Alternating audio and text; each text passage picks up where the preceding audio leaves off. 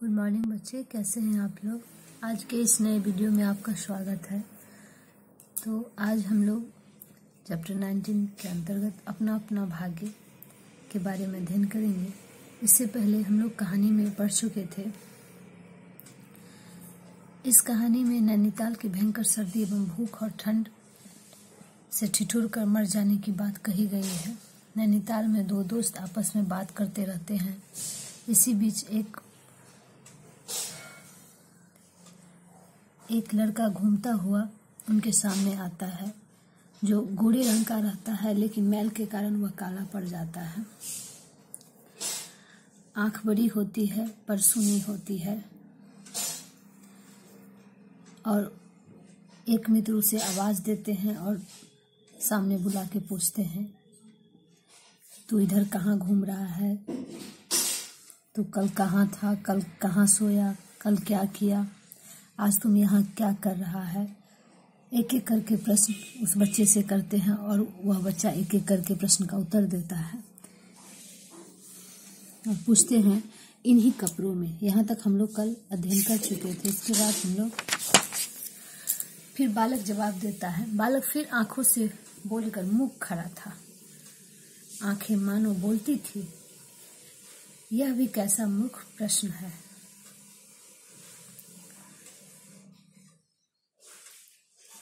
माँ बाप है? दूसरा प्रश्न फिर उससे प्रश्न करते हैं कि माँ बाप है? बच्चा जवाब देता है हाँ, 15 कोस दूर गांव में। बच्चा जवाब देता है हाँ है, 15 कोस दूर गांव में रहते हैं। फिर प्रश्न करते हैं तू भाग आया? फिर वह बालक जवाब देता है हाँ। फिर पूछते हैं क्यों भागा? मेरे कई भाई बहन हैं, सो भाग आया है। वहाँ काम नहीं है, रोटी नहीं है, बाप भूखा रहता है और माँ भूखी रहती है, रोती थी, भूखी रहती थी, रोती थी, सो भाग आया। एक साथी और था, उसी गांव का था, मुझसे बड़ा। दोनों साथ यहाँ आए, वह अब नहीं है। फिर वह पूछते हैं कहाँ गया? बोलता है मर गया। बस जरा सी उम्र में ही उसकी मौत से पहचान हो गई। मुझे अचरज हुआ। पूछा मर गया?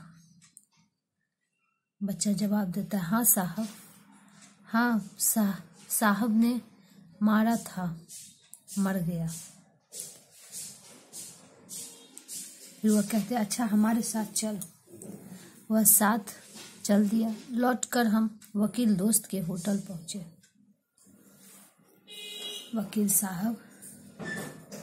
वकील साहब होटल के कमरे से उतर कर आए। कश्मीरी दुसाला लपेटे थे, मौजे चढ़े, पैरों में चप्पलें थी। स्वर में हल्की झुंझलाहट थी, कुछ लापरवाही थी।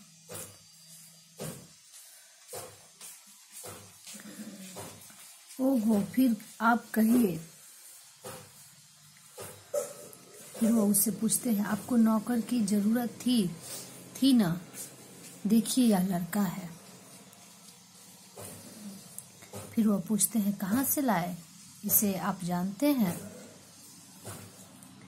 वह जवाब देते हैं जानता हूँ, यह बेईमान नहीं हो सकता। अजी ये पहाड़ी बड़े शैतान होते हैं, बच्चे बच्चे में गुण छिपे रहते हैं। वह जवाब देते हैं वकील साहब कि ये पहाड़ी बड़े शैतान होते हैं, बच्चे बच्चे में गुण छिपे होते हैं। आज भी क्या अजीब है। फिर वह बोलते हैं कि आप भी क्या अजीब है, उठा लाए कहीं से। लो जी, यह नौकर लो। मानिए तो यह लड़का अच्छा निकलेगा। आप भी जी बस खूब है। ऐसे एरे गेरे को नौकर बना लिया जाए और अगले दिन यह न जाने क्या क्या कर लेकर चंपत हो जाए। वकील साहब कहते हैं, आप मानते ही नहीं, मैं क्या करूं? माने क्या खाक? आप भी जी अच्छा मजाक करते हैं। अच्छा, अब हम सोने को जाते हैं। कमरे में सजी मसहरी पर सोने छटपट चले गए। कमरे में सजी मसहरी पर वो सोने के लिए झटपट चले जाते हैं। बालक कुछ ठहरा। मैं असमंजस में रहा। तब वह प्रेत गति से एक ओर बढ़ा और कुहरे में मिल गया। हम भी होटल की ओर चले। हवा तीखी थी, हमारे कोटों को पार कर बदन में तीर सी लगती थी। इतनी ठंड थी। सिकुड़ते हुए मित्र ने कहा, भयानक शीत है, उसके पास बहुत कम कपड़े। फिर उसी लड़के के बारे में सोचते हैं, यह संसार है यार। मैंने स्वार्थ की फिलॉसफी सुनाई। चलो पहले बिस्तर में गर्म हो लो, फिर किसी और की चिंता करना। एक मित्र दूसरे मित्र से कहते हैं। उदास होकर मित्र ने कहा, स्वार्थ? जो कहो, लाचारी कहो, निठुराई कहो या बेहाई कहो। दूसरे दिन नैनीताल स्वर्ग के किसी काले गुलाम पशु के दुलार का वह बेटा, वह बालक निश्चित समय पर हमारे होटल दीपक में नहीं आया। हम अपनी नैनीताल सैर खुशी खुशी खत्म कर चलने को हुए।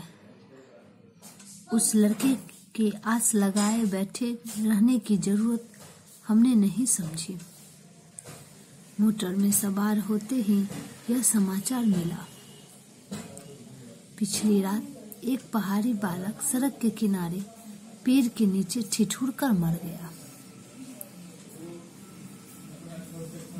मोटर पे जैसे ही सवार होते हैं तो उन्हें समाचार मिलती है कि पिछली रात एक पहाड़ी लड़का सड़क के किनारे ठिठुर कर मर गया। मरने के लिए उसे वही जगह, वही 10 बरस की उम्र और वही काले चिथड़ों की कमीज मिली। आदमियों की दुनिया ने बस यही उपहार उसके पास छोड़ा था। पर बतलाने वालों ने बताया कि गरीब के मुंह, छाती, मुट्ठियों और पैरों पर बर्फ की हल्की सी चादर चिपक गई थी। मानो दुनिया की बेहाई ढकने के लिए प्रकृति ने सबके लिए सफेद और ठंडे कफन का प्रबंध कर दिया था। सब सुना और सोचा और कहा, अपना अपना भाग्य।